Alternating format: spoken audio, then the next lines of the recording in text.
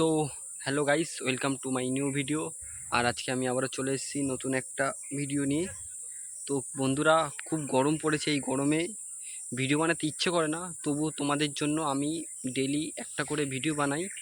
তো চলো, আজকের ভিডিওটা হলো একটা মানে মোটিভেশন ভিডিও। আমি মোটিভেশন ভিডিও নিয়ে আসি। তো চলো, বেশি কিছু বলবো না, আমরা যাই ঝপ করে আর টপ করে ভিডিওটা বানাই।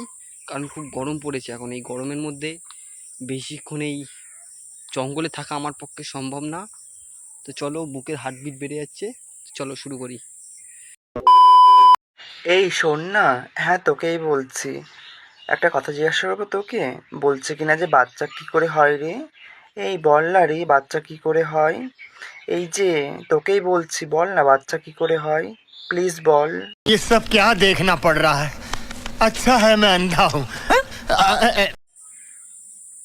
বাচ্চা কি করে হয়? বাচ্চা ওই প্রথমে মেয়েদের একটা থাকে, ওটা থাকে, আর ছেলেদের একটা এরকম থাকে।